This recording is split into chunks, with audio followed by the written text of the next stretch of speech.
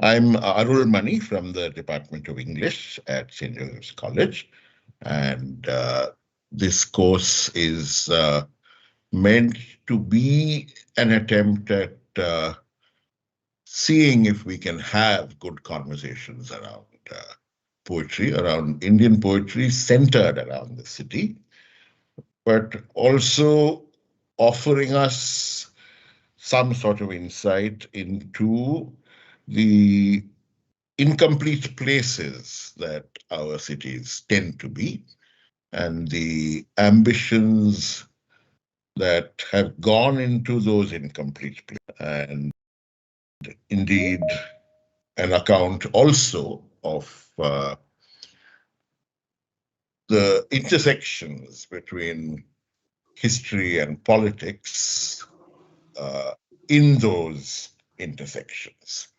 So that's a lot of ambition to load onto a small thing like poetry. But let's see, it's generally good to begin with ambition and then see what comes out of it. I know some of you, but many of you are strangers to me, so it'll be nice to get to know you first before we get started with the poem for today.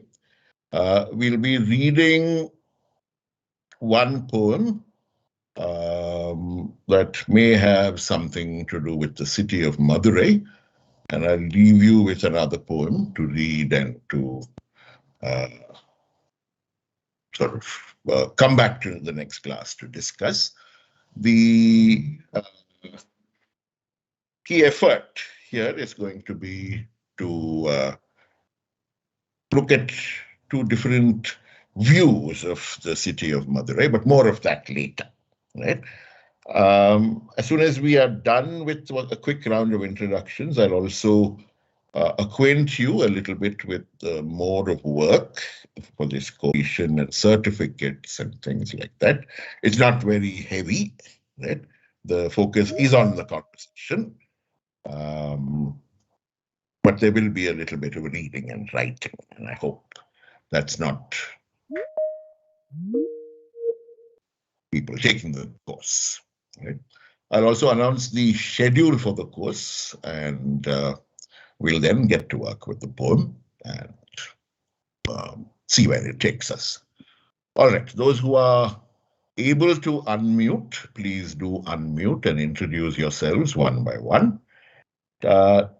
Tell us just three things: your name, where you're based, and what you do. And if there is a specific reason for your taking this course, please do share it with us. Let's find out what brings people to a poetry course. All right, who'd like to go first?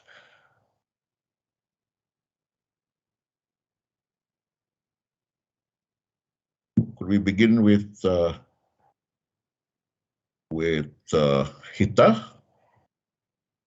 if you're able to unmute? Yes. Am I audible? Yes, you are. Okay, so I'm Hita. My pronouns are she and they, and I live in Bangalore. I'm doing a triple major at Mount Carmel in psychology, English, and communication studies.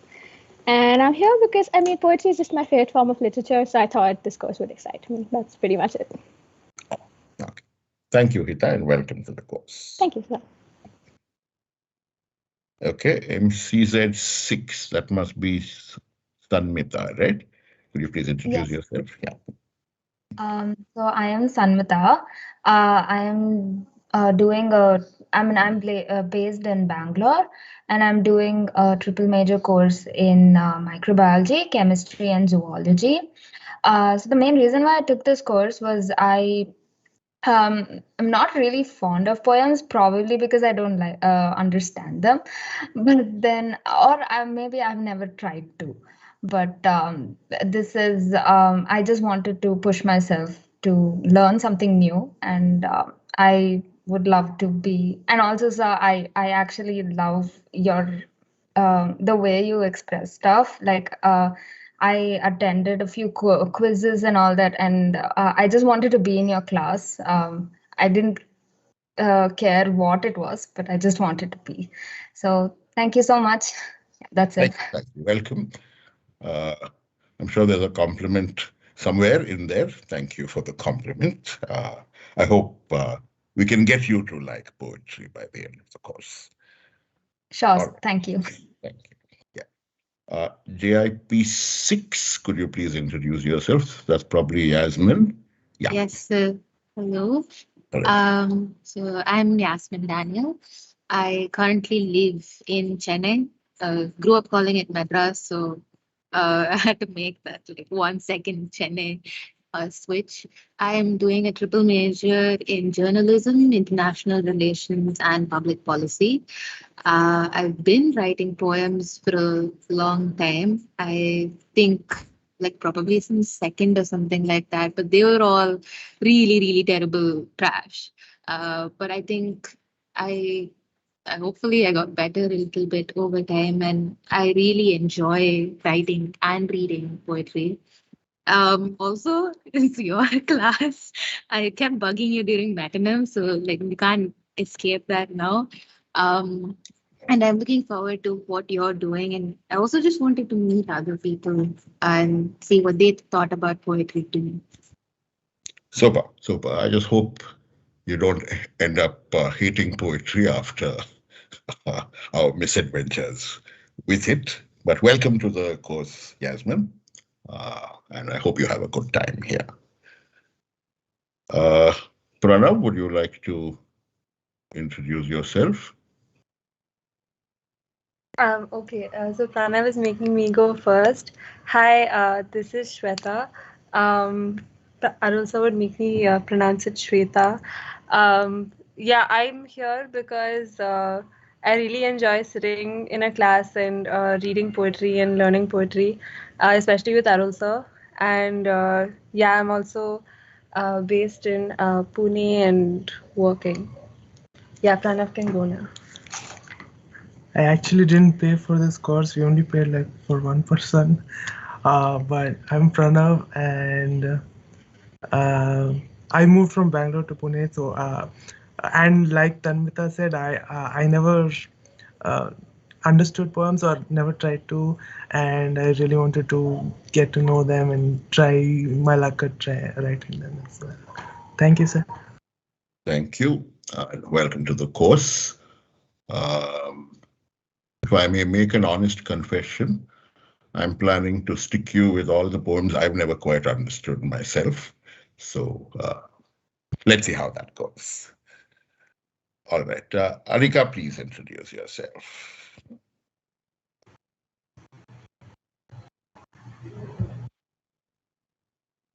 Anika, are you able to unmute?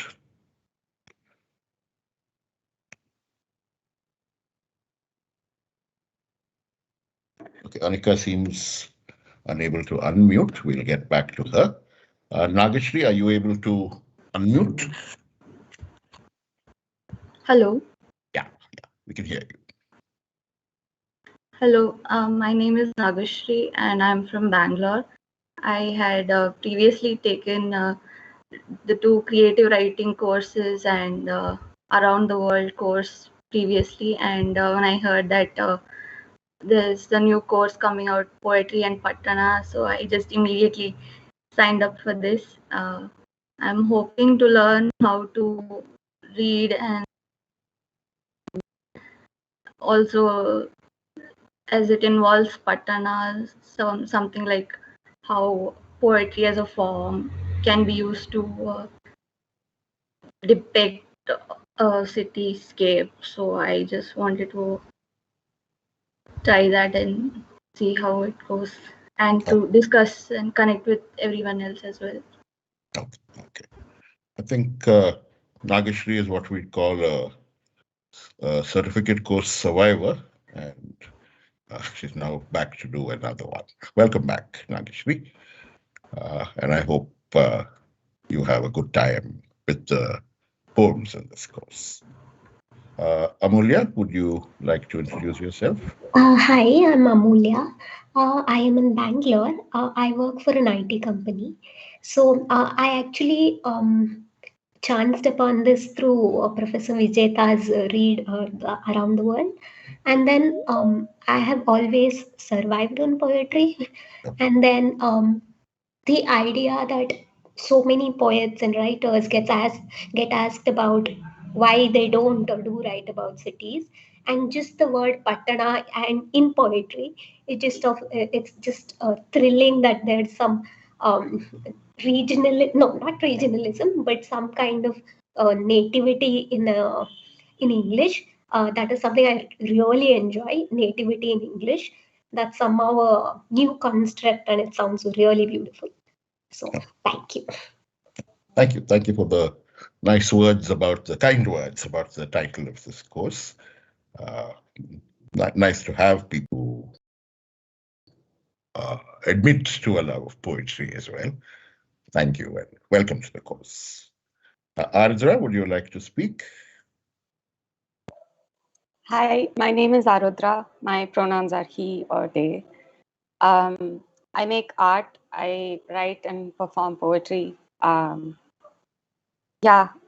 took this course because, I've never studied poetry. Like, I have been taught about spoken word, but I've never actually studied poetry, even though I read it for my own enjoyment. And a theme for me lately has been like learning to relate to where I come from through, I'm Tamil, so learning to relate to Tamil language through poetry and Tamil culture through poetry and all of that. So the title of this course really like spoke to me, and the syllabus like got me very interested. So I'm here.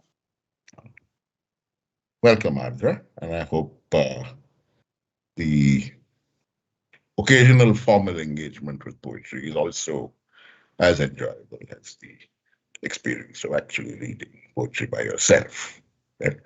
Welcome and all the best. Gayathri, are you able to unmute? Yeah, hi. I'm Gayathri. I live in New York. Please don't ask how I'm able to attend the class during working hours. But I typically, when I encounter a poem, I don't know what to do with it, like how to be with it. So, like many people said, I'm hoping I learn to be a little comfortable around poems. But what pushed me to take the course was I really fall in love with cities and towns when I live in them very quickly. So I'm hoping that will be my entry point into poetry through that. Welcome, Gayathri, and I hope you're able to continue pulling off this feat of managing to be at work and to also be in a discussion about poetry. All the best. Who have we not heard? Are you able to speak now? Hi, sir. Yes, I am. Good. Hi, everybody. I am Anika. I'm based in Bangalore, Kerala, but right now I'm in Dubai. I'm in this course because I want to read more poetry. And I also am terrible at exploring cities, so I'm hoping poetry might help me navigate a city better. That's all. Thank you. Welcome, Anika. And that's a lot of ambition to put on a poor course like this. But let's hope that this ambition gets realized in some form. We haven't heard from Khatija. Are you able to unmute? Yeah. Hello, I'm Khatija. I'm based out of Chennai. I practice architecture. I love the thrills, the risks, the pleasures, the security and anonymity of both poems and cities. That's why I'm here. And like in coming here, I've already seen the name of someone I love very much in this class. So I already feel very rewarded and good. So they know who they are. So yeah. Welcome, Khatija, and I look forward to more conversations about poetry with you. We haven't, have I? Yeah, I don't think we've heard from Prerna. Would you be able to unmute and speak, Prerna?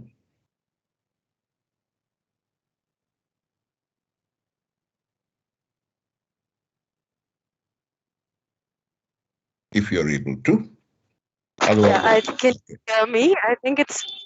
Can you hear me? it's working. It's working. Go ahead.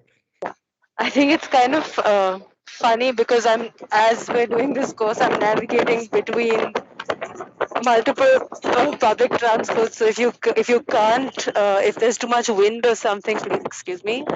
My name is Prerna, and I live between Chennai and Bombay. And I think I signed up for this course because I had also previously attended the Around the World course with 4 professors last year, and I study literature and music, and a lot of my wish to sign up for this comes from the fact that um, I study in open learning, open universities. So all my interaction is with paper and text, and I really see so much value in reading together. So it's so much of it just comes from wishing to hear other people's voices. Really, Great. Great. thank you. Thank you and welcome. I guess we're all also united in some way by the fact that the pandemic and its many consequences have made some very ordinary things quite difficult to put together and achieve. Right. So this is a kind of substitute, replacement, filler for the actual experience of being able to do this face to face and um, to be able to do the conversation with much less strain than the online medium would impose. But we've been in that territory of complaint before, so we won't tarry there very long. So welcome once again, everybody. And I think a good thing that emerges from this round of introductions is just the varied kinds of ambition and interest and purpose that drive people to something that doesn't really do very much like poetry. Uh, Shelley is supposed to have said poets are the unacknowledged legislators of the world, but I've never seen much legislation of use coming out of poetry. Doesn't help you pay the bills, doesn't help you get ahead in life, doesn't help with very much, actually. Uh, there is a zone of conversation with oneself that poetry opens up, and perhaps a zone where the problem of language is made visible to us. Does language hold experience? Does experience become richer out of the incapacities of language? Right? These interesting conundrums become real when we read poetry, but more of that later. The word Pattana, right? I'm using the Kannada inflection. It, of course, goes back to Sanskrit and all of that. And there is one moment of curiosity that I also link it to for myself. When I was a kid, my father once told me the word Pattana comes from Sanskrit, but in Tamil, it has 2 different forms. And the 2 different forms essentially tell you whether the city you're naming by using the word, right? The use of a specific form tells you whether the city is by the sea or not, right? And he said, so a place like Nagapattinam is Nagapattinam. The word Patnam or Patna becomes it sounded a certain way. It sounded with an E, right? So it becomes Pattinam. And that use of the word always points to a seaside town or a coastal sort of city, whereas the word Pattanam itself simply refers to any old city, right? And this was something that I immediately sort of tried to check out, and it ended up getting proved right with all the place names that I knew. And if I have to locate a moment of curiosity or an originary moment of curiosity about cities and what happens in cities, I think this is a moment I would go back to. Somebody pointed out that small interplay between the ideas of poetry and Pattana. Do they mix? Do they go together? Do they hold each other in a sort of capacious embrace? Those are questions we'll come to at some point. Um, you may have also noticed the word desi in the poster. The word desi has multiple meanings, but one of the senses I'm hoping to call on for this course is the distinction made between marga and desi.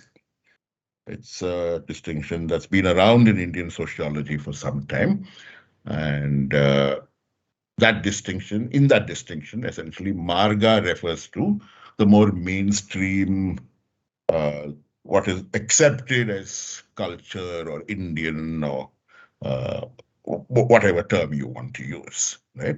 Whereas the term desi in that particular use conveys the sense of something that is local, something that is bounded, and something that does not seek beyond that boundedness, beyond that location. Right? So it's that sense which I find extremely interesting and illuminating in connection with the idea of urban experience. The phrase urban experience is itself so pompous and grandiloquent, right? Whereas the word Patna has a nice down to earth, returning to the ground kind of sound about it. That's why we put it together.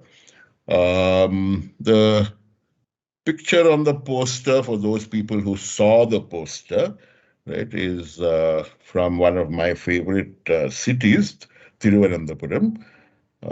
It's a small sort of gully. Trivandrum is built around a bunch of hills. And so there are the main roads, which take forever to get anywhere. And there are a bunch of little gullies and networked, lanes by which people who are walking anywhere quickly crisscross the city.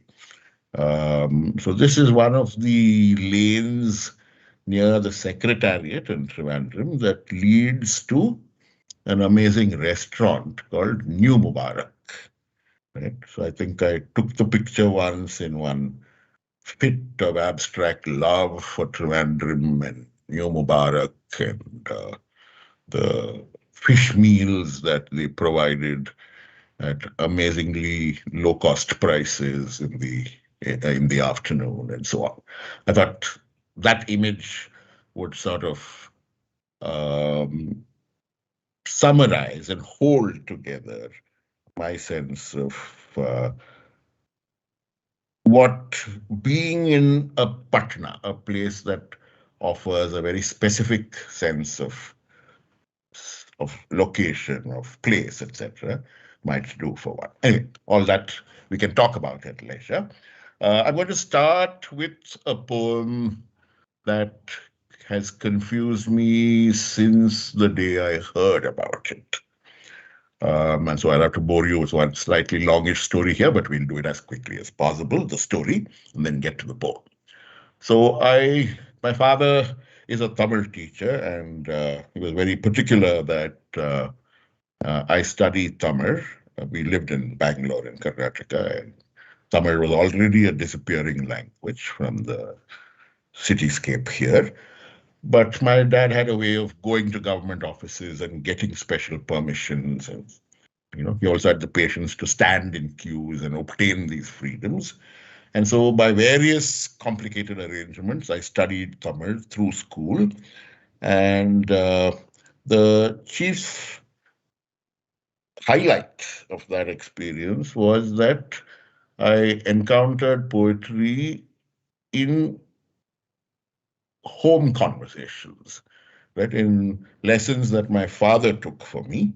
He was very often the teacher, right? He would finish a day of work and then come back and sit with me, and he always had this way of sort of cutting through to the heart of a text, right?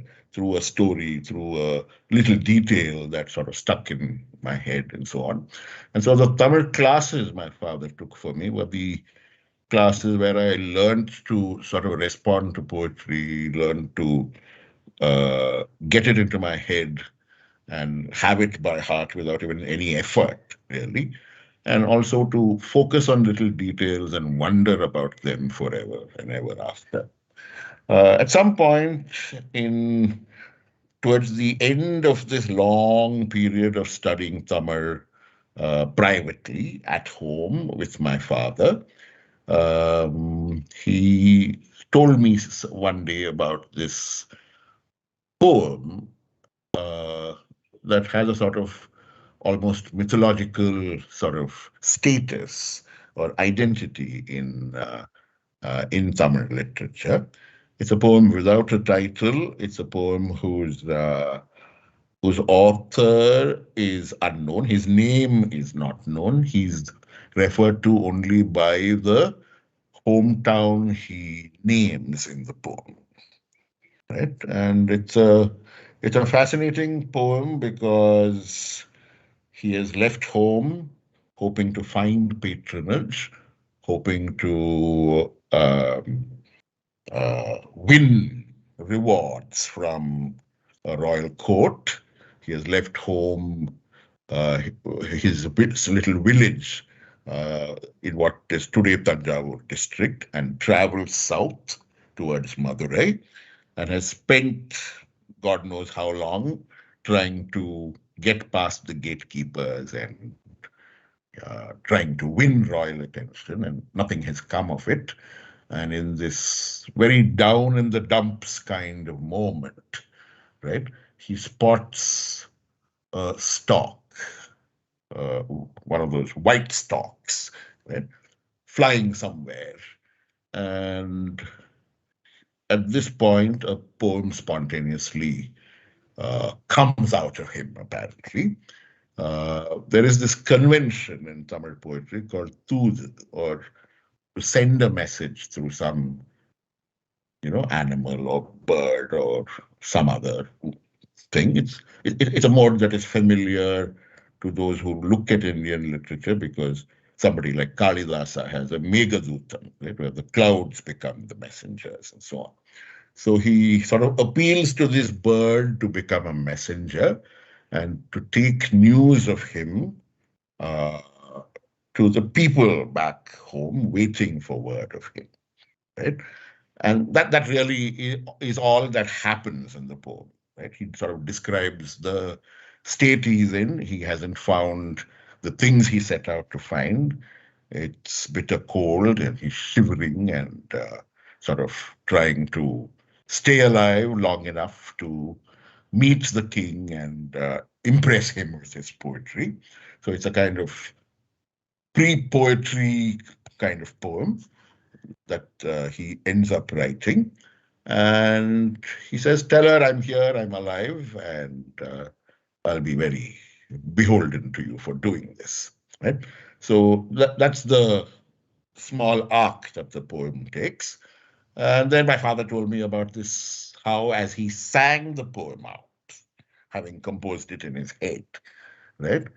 The king of Madurai, the Pandya king of Madurai, who was out at some unearthly hour doing what kings do at unearthly hours, which is apparently listen to the voice of the people. Anyway, whatever that king was doing, right, he hears this man sing the words of the poem out, and he's deeply moved by the simplicity of the poem and also by one little thing in the poem that has been bothering him for years and years.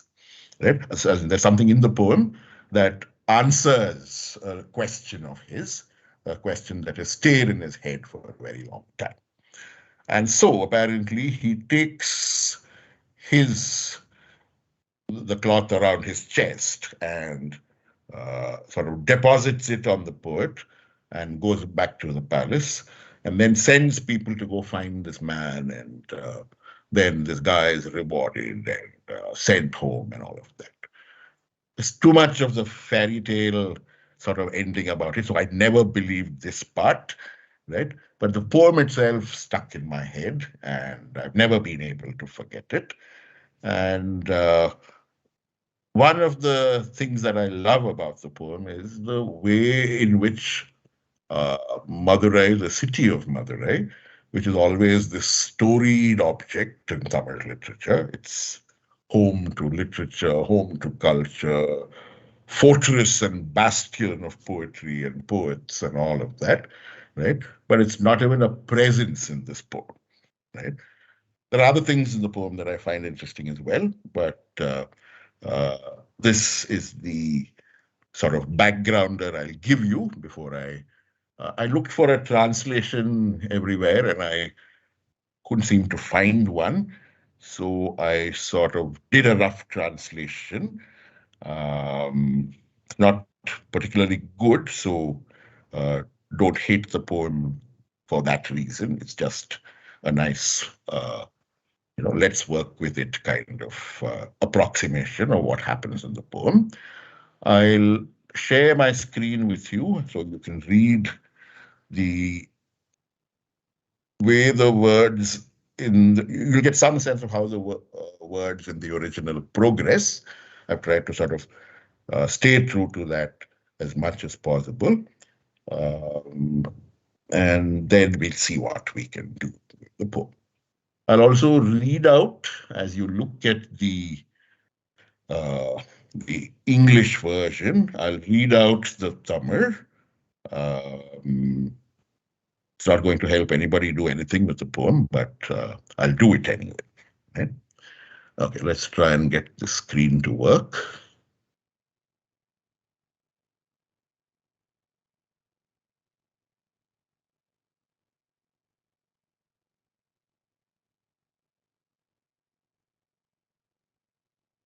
I hope you can see the screen. Yes, sir. Yeah.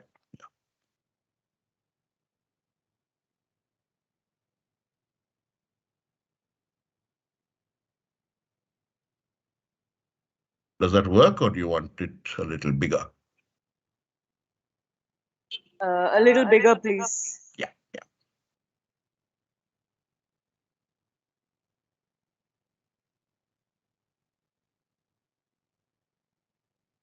Okay.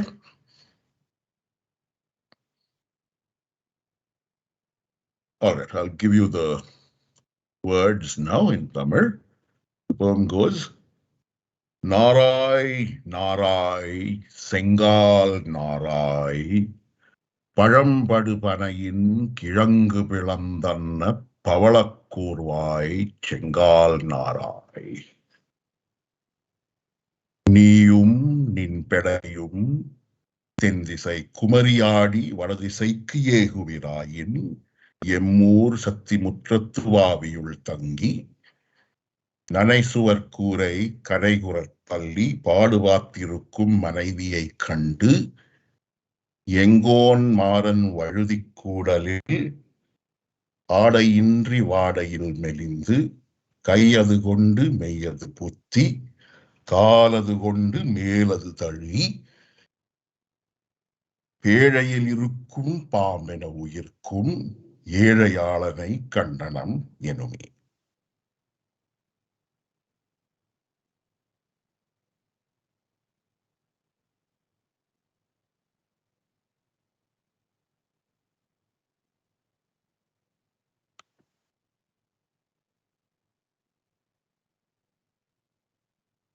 All right, so I'll give you a moment or two with the poem, and if there's a quick something you want to say about anything you've noticed, you can either say it or put it in the chat, and then we'll see what we can do with it.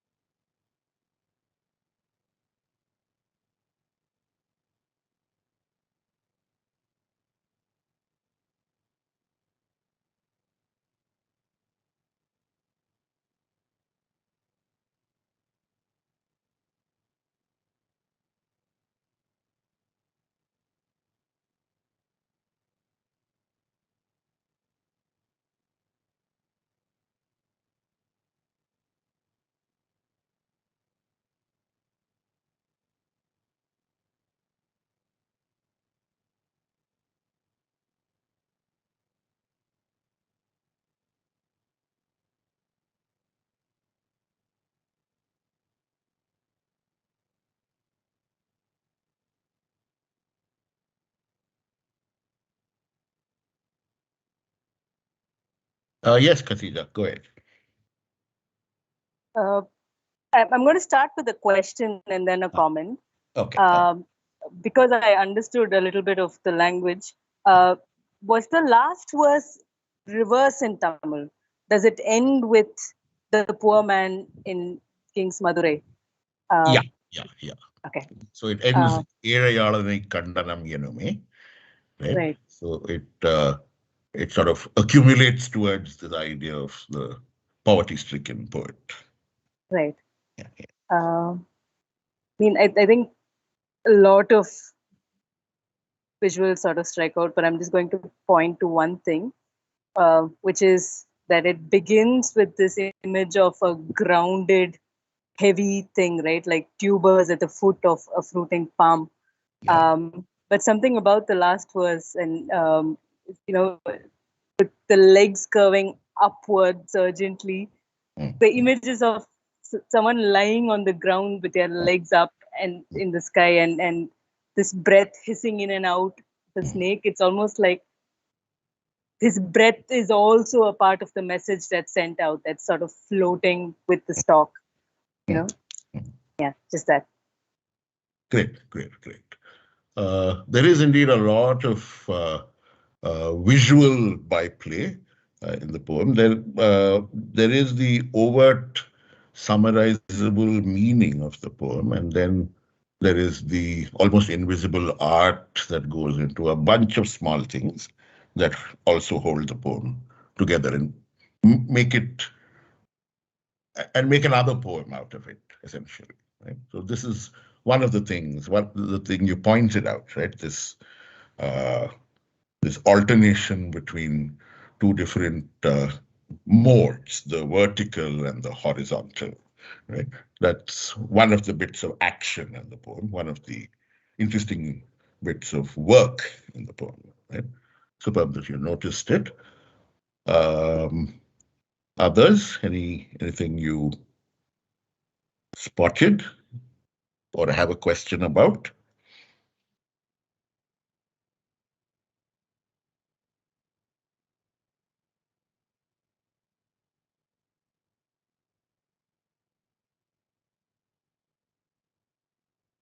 If you do spot anything, please don't hesitate to share it with us.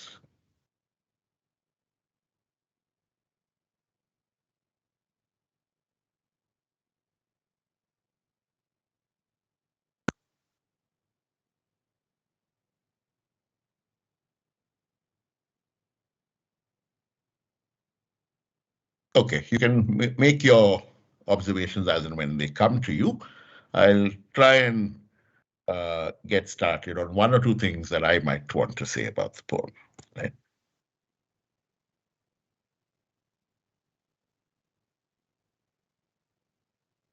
All right. So over the lines that I've tried to put together, I've tried to follow the complicated syntax of the poem. I reversed it only in the third section of the poem. But looking at the poem itself, right, there are two arresting images that sort of bookend the poem. One is this image of the stalk and what it reminds him of, right? And the other is the image he uses to describe himself, right? These are two very contrasting images, right? And the contrast is interesting because in some sense, this is one migrant talking to another migrant, right? The white stork, as it's called, right, is known to migrate south for as the winter begins, right? And there's a reference to that, right? When in Tamil it says Tendisai Kumariyadi, which means the belief is that it goes all the way to the Cape, to Kanyakumari, and winters there because it's unbearable in the rest of the country, right? The thing about this one migrant asking another migrant to bear a message for him is very clearly the fact that the migrant in question hasn't had too much success with the act of migration, right? In the rhythms of nature, the grounded and the mobile, the rooted and the moving are both provided for in some sense. And the despair in the poem becomes real when you see that the poet migrating, the poet seeking whatever it is that indigent poets must seek, right, does not find in the city, in civilization, the safety and the security and the protection that nature seems to be able to give both the grounded and the mobile. Right? There's also the sense of the free and the unfree. Right? The bird that can fly away when it needs to fly away, the tree that is able to provide for itself through the extremities of the seasons, right? At one end of the poem. And at another end of the poem, you have this very, very sharp image, right, of the breath in his chest rattling and issuing out of him in the same hissy fashion that a snake trapped in a box might announce its anger, might announce its frustration. Right? So you have constriction at one end of the poem and freedom and expansiveness and the capacity to be one's own agent, right? Uh, Located for us in the simile, in the analogy that brings together the stalk and the palmyra tree. There was one part of the story I didn't tell you. I said the king has a question answered for him. So apparently the question that he had had for the longest time was, what is an appropriate comparison? What is an appropriate simile for the bill of the white stock? Right?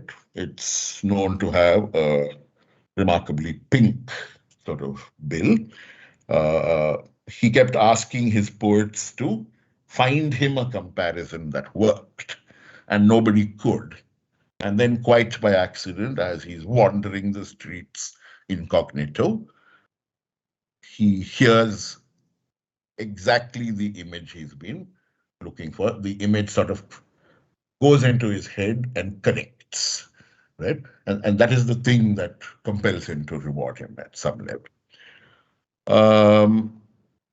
I think that part of the story is why I'm suspicious of the story, because whoever made up that story didn't really look too carefully at the poem, didn't really look very carefully at the image that occupies an entire line in the poem. So the image is, he begins talking to the stork and he's about to appeal to it to carry a message for him. And instead of getting on with it, right, what he does is do something else altogether, which is to liken the stork to the palmyra tree. Right? So the good question to ask here is, why is this happening? What is this moment of slowing down doing in the poem? But the line itself is, Param padu panayin kirangu pilandanna, Pavala kurvai chengal nara. Right? So there is the laden with fruit top of the palmyra tree, right? And then at the bottom of the tree, there are its tubers, which are sort of pushing their way into the ground or out of the ground, depending on how you look at it. Now, the conventional way of looking at this image is to say that he says Pavala Kurvai, which means coral sharp, right? Or It could also mean as pink or red as coral, right? But the way he words it is ambiguous. So it could sort of it's a very dense sort of piece of phrasing, and so it allows you to imagine the edge of that bill and how it might slice into things or kill fish or whatever. And at the same time, it's also a sight uh, metaphor. It sort of tells you a little bit about the vivid color of that bill, right? So the story that I'm telling you, the fairy tale around the poem tells you that the king is very satisfied because the poet says, பழம்படு பனையின் கிழங்கு பிளந்தன்ன பவளக்கூர்வாய் செங்கால் நாராய். Right? So he's found a comparison that fits. That it's coral and it is supposed to remind you of both the pinkness of coral and the sharp cutting edge that coral can have. Right? It's not a moment to sneeze at, actually. There's a kind of synesthesia that is offered to us. Right? Two senses come together at this moment, the sense of touch and the sense of sight, right? But there's something slightly more fascinating about the image. And I sort of withdrew my subscription to the fairy tale because it didn't pay attention to the fascinating thing about the image, right? So what he says in Tamil is when he looks at the stalk, right, what he's reminded of is the way in which the palmyra tree stands. And so what he produces is what we call an extended simile or an extended analogy, in the sense that the top of the palmyra tree matches something in the stalk, right, which is its bill and its general appearance. And the feet of the stalk, right, also find an element of comparison in that it is they that are likened to the tubers at the bottom, at the feet, at the root of the palmyra, right? So what he performs in that one line is one amazing up and down kind of simile, a top to bottom kind of simile, right? So your eye or your ear or whatever sense it is that is involved, right, goes up and down twice in the very second line of the poem. And for me, that's the most interesting thing about the poem, right? He proves that he's a poet, right, with that one throwaway line. Right? Even as and the interesting thing about it is that even as he's oppressed by the weight of his failure to win favor, to get attention, to win rewards and things like that, the capacity to write, the capacity to produce a moment of sharp-eyed observation, the capacity to carry two disparate bits of experience into one line and make them and unite them forever. Right? That ability has not left him. Right? It's something that the poem performs for us. Right? That the capacity of poetry is to bring separate things that are not really connected to each other, into a unique and interesting relationship with each other, into a way of knowing the world itself. If you observe the image very, very carefully, right, it's also a moment of nostalgia for the landscape, for the visual sort of fullness that home offers him, right? You don't see the city anywhere in the poem. Even when he names the city, right? I've called it Madurai in my translation. But the way he identifies Madurai is by calling it Yengon Maran Valuthi Kudal. Right? Kudal is a word meaning confluence, and it's one of the names associated with the city of Madurai.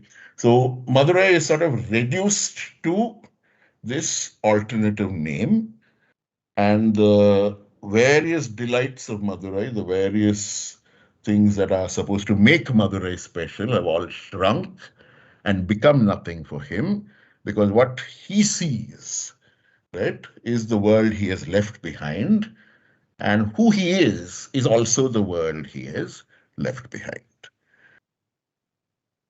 So that moment of assertiveness at the beginning of the poem continues to fascinate me. There's something else also that the poem offers, and that is the idea of who gets to be a poet, right? There's just the slightest hint of that when we are reading the poem, right?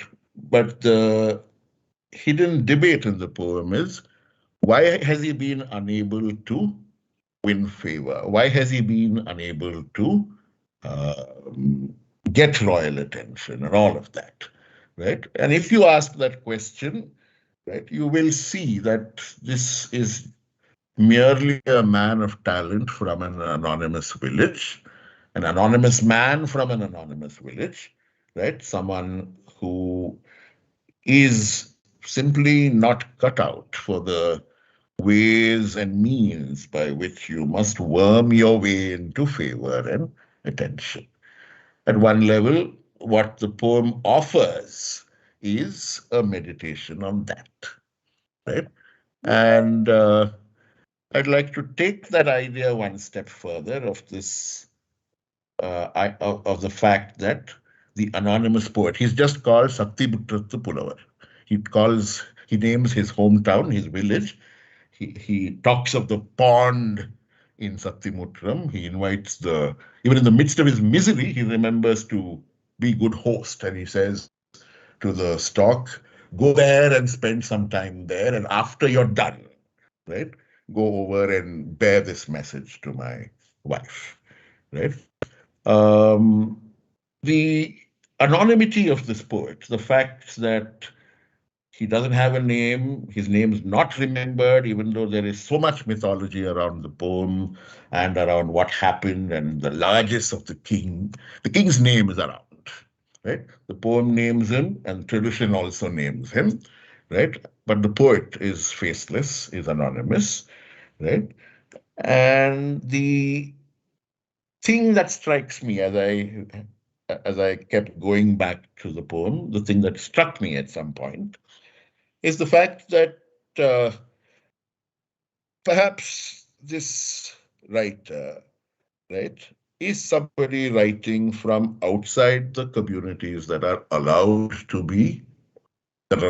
produce poets, right? That this is a man of natural talent.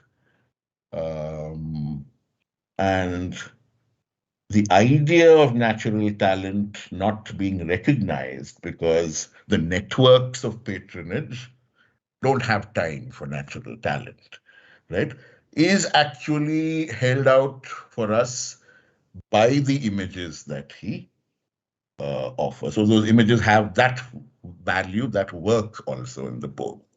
The idea of the snake in the box, right? The sense of the poet having been transported out of his natural element into an atmosphere of confinement, right? That takes on an extra relevance, right? When you remember the fact that no one chooses to remember his name. The ideas of the vertical, the stalk that is standing, it's the stalk standing that catches his attention. It's the tree in full fruit, in full flourish, right? That draws his attention. And both these in the world of nature are the opposite of what he's feeling and what he's experiencing. So the point Khatija was making about the contrast between the vertical and the horizontal, the supine, the reduced to being flat on the ground, and the capacity to stand up and be alive and be counted, right, are ways of organizing a kind of social commentary, perhaps, into the poem. There's food for thought there in terms of why they are positioned like that at two ends of the poem. There's one other uh, little thing that I find very interesting about the Palmyra tree image, right? And this factor, this element, is that it sort of doubles up as a kind of image of patronage, an image of how access works and so on. Because if you look at the tree at its top, right, the fruits is the zone that everybody focuses on, right? Palmyra fruit are a special treat, right? The tree Borassus flabellifer is often also used for tapping or producing alcohol and so on. But the poorer people of the villages, right, they have another treat. Those who can't climb the tree, those who don't own the tree, there's something that's always left behind as stuff that they can take and eat. And those are the tubers of the Palmyra. Right? The Palmyra, for some unknown, bounteous, generous reason, bursts into tubers at some times of the year, right? And plucking these and boiling them and eating them, right, is poor man's fare, right? So the way in which social commentary and sharp observation of the natural world are fused into each other at several points in the poem is something that has fascinated me for more than 20, 25 years. That I've noticed little details each time I've gone back to reading the poem. And each time I've come away either puzzled or inordinately excited by the fact that a new pattern seems to have emerged as I look at the poem. So these are some of the things that continue to excite me and confuse me about this poem. But let's listen to you. Do you have anything to say, anything you've noticed now? Are you still able to see the poem? Yes, sir. Yeah.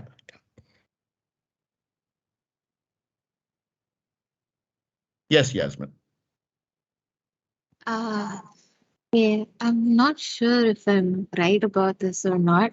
But okay, I didn't know about the tubers at the foot of the Palmyra tree, but even before there is this declaration of tell them that there's a poor man in my King Marlin's Madurai, there is this mention of a thatched hut and wet walls. And I don't know extensively about architecture, especially architecture at the time that this was written, but I've heard my parents speak about it occasionally. And thatched hut and wet walls it's not permanent housing. It's replaceable material. It's something that you have to constantly keep building again and again. If there's a gale and your roof blows off, you have to build it back again. If a wall gets knocked down, you take manure and whatever there is and you build the walls back again. So that itself, it signifies austerity, I guess. And there's another thing which I like, which I don't know if it was like fully intentional or not, but I really like the way that he talks to the stork. It's like he's treating the stork as like an equal person. He's first defining the stork by saying he's giving it attributes. I mean, he's characterizing it by describing it, not like it's just one stork and please go do this for me. So that description to begin with, and then the way he asks, like, if you and your mate are done with the waters, and if you fly north by chance, then if you tarry at that pond, then can you do this for me? I like that because it's like there's a lot of dignity in that request, I guess.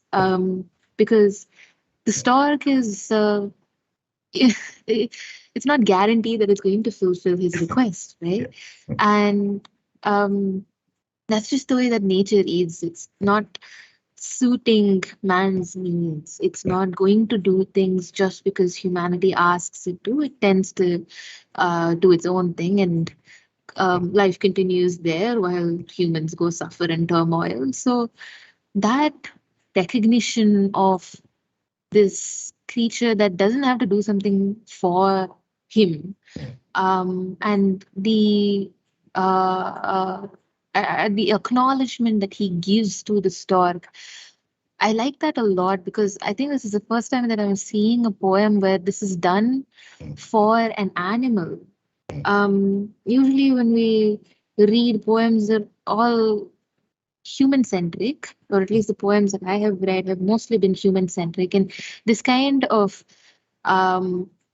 begging, not really begging, I guess, requesting is done to a person. And then when you see that it's done to a person, you kind of make your own assumptions about the person who's asking and the person who's receiving that request. But this is a stork, and I really like that it was the stork and this person as being so respectful. Like, if you can do this, please. And there's that desperation kind of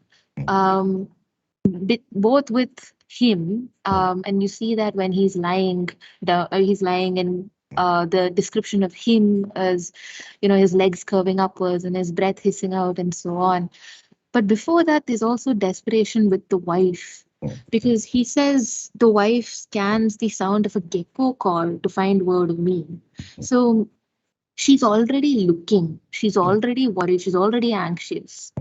And he knows that, because otherwise I feel like he wouldn't mention that he wouldn't mention the wife looking for the gecko call, and he wouldn't be asking the stork so deferentially, maybe, I don't know. And even without seeing the wife, you don't see her beyond this one mention. You don't really know where Satimutham is. You don't know what this place is like, but you can still imagine it. And I feel like there's a lot of emotion that was packed into this poem, even though it's so short.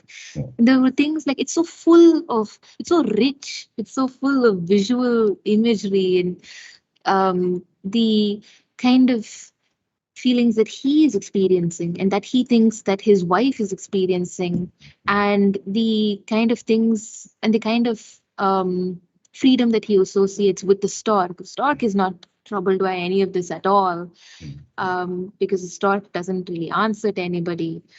And the last thing that I was thinking of when I read it was Madurai.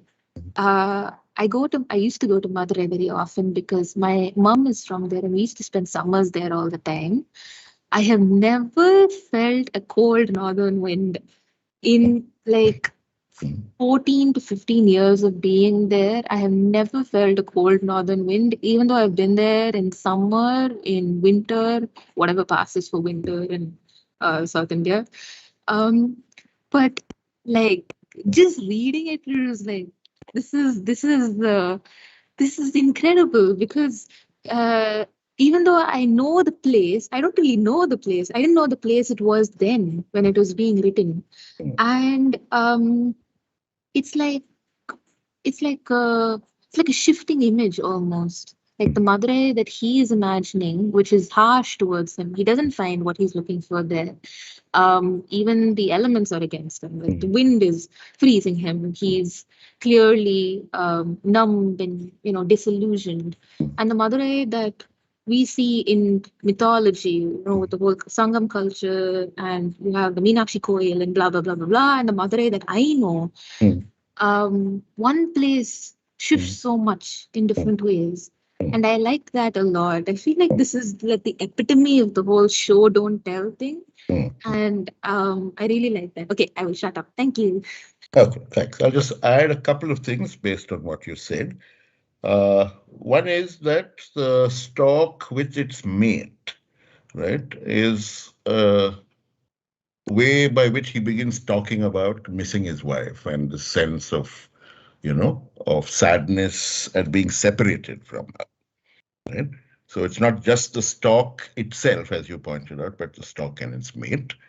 And yes, the request he's making is an impossible request, right? In the sense that the stork is flying south, it's migrating, it's not going to go back, right? But in making that impossible request, there is still a dignity he retains, as you pointed out. And that dignity comes from not asking for anything more than that his wife should know some reassurance, right?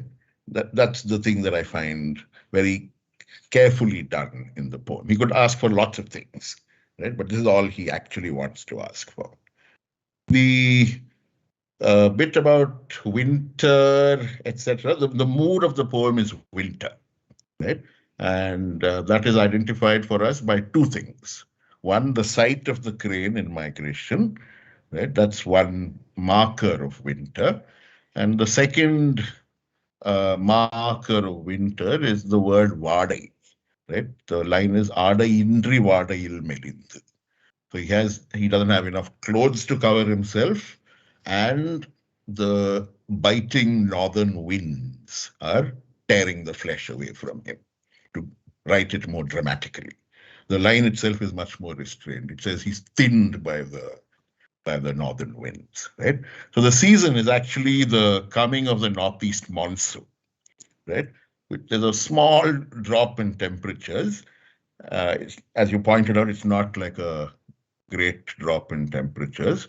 But one thing I have noticed about people from Tamil Nadu is that when they come to Bangalore, they complain about very small drops in temperature. So maybe he's a guy like that.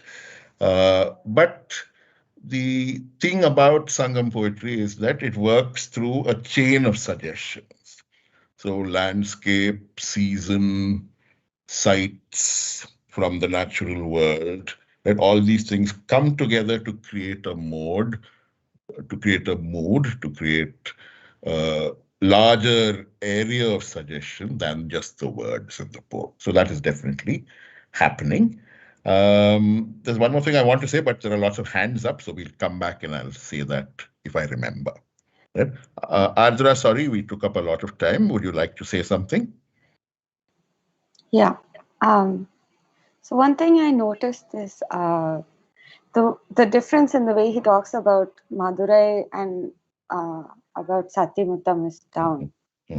There is like, first of all, he calls it our Satyamuttam. But Madurai, he doesn't even mention it as Madurai. He says it's like, was the word confluence of King He Madan? uses the word Kudal, and he also says it's the king's city, right? Yeah. It's not his. He doesn't feel at home. Yeah. Go on. And that was really interesting to me, because I think a lot of people talk about feeling the sense of alienation when they live in a big city and feeling like just one other person in this huge place that is like run by somebody else. And there's something that also I felt while reading this, is that there's this sense of he's very sure that if this stork and the stork's mate were to go to that pond and look around, that they would find his hut, they would find his wife, and there is someone out there who's looking for him. And that I think that even more brings out the contrast in how he feels in this city, where he says he's like a snake coiled up inside a box, which is, like out of sight, out of mind almost. But yeah. Yeah, both extremely sharp and pertinent observations. The sense of alienation that you're talking about is also the answer to Yasmin's question, which is what is this thing called a biting cold winter in Madurai, right? It's both an emotional landscape and a physical landscape. The cold of the small winter that Madurai has, right, is made colder by the coldness of Madurai to people like this anonymous migrant poet into the city, right? Thank you for pointing that out. Amulya, would you like to say something? The first thing that invited me into the poem was how much of space it had. He didn't talk about buildings at all. That there's so much freedom. I'm reminded of this Kannada word bayalu, space, so much of it. And then simultaneously, he's talking about a kind of confinement or suffocation because of social structures. And also when he says, "O stork of the coral, bill and pink legs," he says that maybe the idea that the stork itself is something more than its features, or he might be telling that the kind of sad truth that the stork is just its pink legs and its features, and what can it do about it? And then it's so relevant even now. People seeking out of a city more than what it can offer, and then he's never blaming the city. I like how he says the city is never at fault. It's the people around, and that is very humbling. Yeah, yeah. Yeah, the idea of remembered space, right, is, I think, something that accumulates as we come towards that final image, right? Palmyra trees sit in empty stretches of land, right? They're not from a fertile landscape at all. They're not always fertile, right? So it's dry land that you're talking about, right? And it's this that he misses, right? When he could be sort of looking at, the plenitude of the city, but at this point, that is not what is speaking to him. It's the landscape that he has left behind. All right. Prerna, would you like to speak? Yeah. I was thinking in the beginning when I read it, when you were reading it, that the request in some sense seems impossible, not only because the bird is not going to go north, but also because his landmarks are just so vague. It's like you have to find a pond and then you have to find a hut where a gecko calls. There could be 1,000 huts. But now I think after a couple of people spoke, I'm thinking that it's also a way of looking, that he is dead sure that you will find a thatched hut and with wet walls from where a gecko calls, and that will be his home. So I was also thinking about how I look at a city. If I wanted somebody to come to my house, I would say take a left near that bank, come straight on the road. There's some other building, and then go down that. But also that there are so many people who would say that whose like, sort of frame of looking is அங்க ஒரு பெரிய வேப்ப மரம் இருக்கும், அதுக்கப்புறம் நேரா வாங்க, right? And it's or that there's a big banyan tree somewhere and you have to turn there and there's some nest of something. And that now it seems to me that he's dead sure that if you look for that particular gecko which calls, you will find the home. Yeah. I think he's also saying that he thinks he's worth a certain kind of looking, right? Because one question that I've always had is, if there is a king standing around and listening to him, right, then maybe he also knows that there could be a king or somebody like the king who could listen to the words that he's producing, right? Or at least the kind of king he'd want listening to the words that he's producing. So that's something that has occupied me for far longer than necessary or healthy, but it's a confession I'll have to make. Yeah. Yeah, Katrina, please speak. Yeah, no, I'm responding both to Yasmin and Prerna, this the conversation on the architecture of this hut. Because when Yasmin spoke of its frailty and that it requires constant attention, it's another way of looking at it is it's also a kind of continuity because the house is always in work, and before every monsoon you redo it, and every summer you gather your thatch and your palm, and it's a very different kind of a continuity from what one associates with the stone of a city. Both are different ways of speaking of what is permanent and therefore what is home in some sense. Again, very sharp observation. The word he uses in Tamil is actually an untranslatable word. He says Nanaisuvar Kurai. So Nanaisuvar is sort of wet walls with moisture seeping through them and all of that. But the word Kurai, right, is a generic Tamil word for a temporary sort of covering over your head, a temporary sort of habitation, right? The only English word that seemed to work there was thatch, right? The word kurai could mean thatch, it could mean something else, but it basically carries the sense of makeshift and temporary. So I also had a doubt. I wanted to ask you to reread the Tamil for that, because there are two kinds of kurais actually. One is the coconut thatch and the other is the palm thatch. Correct. So I was wondering, with all the reference to the palm, what kind of thatch this was. He just says kurai and leaves you to figure out what kind of actual thatch it might be. Yeah. Amulya, did you want to say something else? Please go ahead. No, sorry, I forgot to. Okay, right. One last thing I'd like to also sort of bring to light here. When you hear, this is part of what is called Sangam poetry, right? And there are many poems in Sangam poetry that are anonymous in the sense that they're remembered by a last line, or the poet is known by a phrase in the poem, etc. Many of them go back to being feats of public memory. People remembered the poems but forgot the poets, right? So there is that set of connections to a bunch of forgotten writers that this poem bears within itself.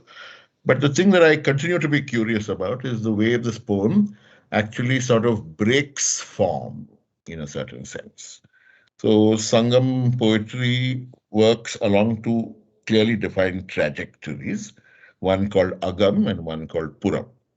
Right? So Agam is the language of the of inner experience, of love, of the private, of the personal, and so on, while Puram is about public matters. Right? Now, this poem sort of does the impossible thing, right? When you're taught about Agam and Puram in Tamil, the metaphor that is used is that this is Agam and this is Puram, right? So when you're looking at Agam, you're also seeing what Puram might be like. When you're looking at Puram, you have a sense of what lies underneath it, right? It's an older formulation of the personal is political and stuff like that, right? But in this poem, the impossible thing happens in that you see both Agam and Puram at the same time. The poem traverses both those modes, right? While using the traditional symbolic language associated with both modes, right? That's the other sort of moment of fascination that I have with the poem. All right. Any other observations? We've had a lot of people keeping quiet. I hope they haven't died of boredom or disconnection. Anybody else would like to say something?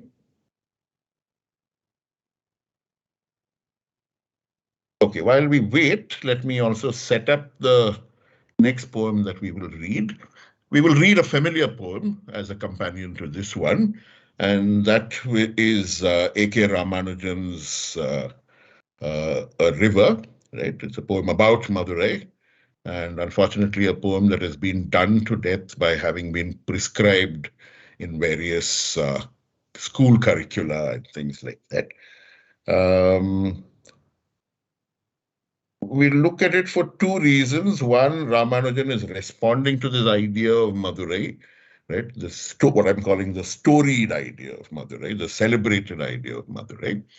And he brings to it a certain kind of wryness, right? That wryness, I think, is an interesting counterpoint to the smallness that the poet from Satyamutram gives to Madurai. Right? Please find that the poem is freely available on the internet. Please read that for our next session, right? And we'll sort of look at that poem in our next class. So we'll be meeting over the next 4 Fridays continuously. That is the 8th, the 15th, the 22nd, and the 29th. And I'm hoping to sort of continue meeting on Fridays till we finish by about the end of December. Right? I'll send out a copy of the schedule, but just sort of mark off the next few Fridays. If you have work and other pressing matters to deal with and you end up missing class, please don't worry about it. We are recording all the sessions, and over the last year, we've sort of learned how to go and find the recordings and make sure that people can access them. So not to worry if you end up missing a session or two. Just make sure you catch up with the recording, and there'll be a little bit of writing after every session. I believe it's good to sort of do that with poetry. All you have to do is pick a line, a word, a phrase, something somebody said, right? And write a little bit about what's happening in your head as you look at that little snatch of the discussion, right? So I would normally have shared a form, but I think on Teams, forms don't always work well. Let me just try and see if it works. The people who are guests on the list may not be able to access the form. So what I'll also do is send out a link to the form, right? Just spend about half an hour trying to pick one thing that you sort of want to put down in writing, right? So these one things that you put down in writing across the sessions, right, will sort of become your journal for the course, and that will be one thing we'll use to say that some formal process of grading or whatever has happened. We're also saying we'd like you to curate one poem and either do a discussion. We also said at some point someone created the genre called video poetry. So if you want to take a poem and sort of find a cityscape to go with it, right? If you want to do that, you can also do that as part of your eventual submission for course completion, right? You're free to pick ways of doing this. So if you have ideas, I'm more than happy to listen to these ideas, right? But please keep the writing going because it's a great way of holding on to one little bit of the discussion. And I think it's more than sufficient if one word or half a word from the poem or from the discussion itself, right, sticks with you and gets you to see something or say something. Right? So I'll just put the link up. I'll also send it out by email. Don't take more than half an hour to write that response, right? And make sure you save a copy for yourself as well, right? At some point, we'll ask you to put it together and send it off to us.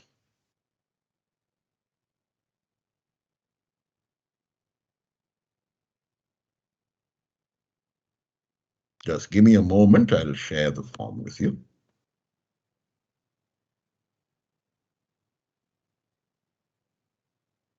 Yes, Prerna, go ahead.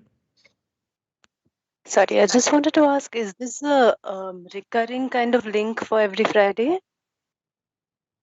Yeah, you can just come back to this meeting meeting. and sign in, right? We won't complicate your life too much, don't worry. Thank you.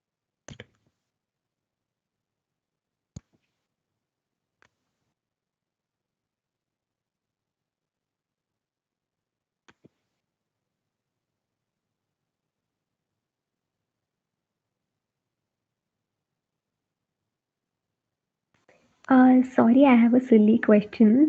Go ahead. I'm suddenly reminded of school. Do we have to give in the writing thing now, or do we have time to think about it? When you have time. Okay, thank you. But try and do it as early as possible because these things tend to fly away from us. Thank you.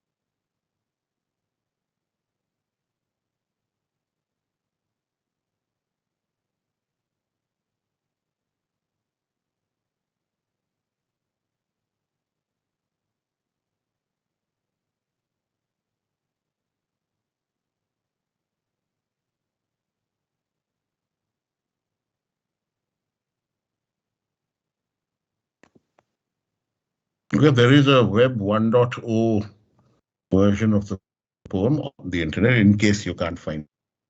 I'll also share the link on the mail that I send out. Here is the form.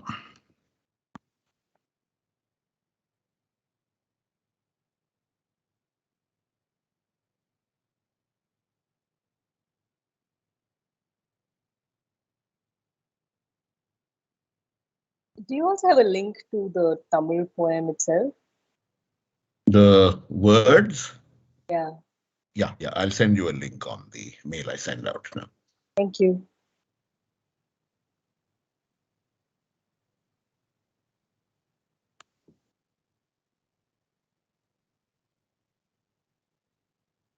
Okay, so this form that I'm sharing will stay open till next week, but try and write up your response. There's no specification on how much you need to write. Write as much as you're able to. Right? The link is also there. I think we'll sort of call it a day today, unless somebody has remembered something they'd like to say. Right, we'll stop here for today. Otherwise, thank you everybody for the introduction. Very nice comments about the poem, and we'll do this little circuit of Madurai over today and the next week, and then move to another city perhaps in the third session. Right? Thank you very much. Good night, and I look forward to reading your comments and responses.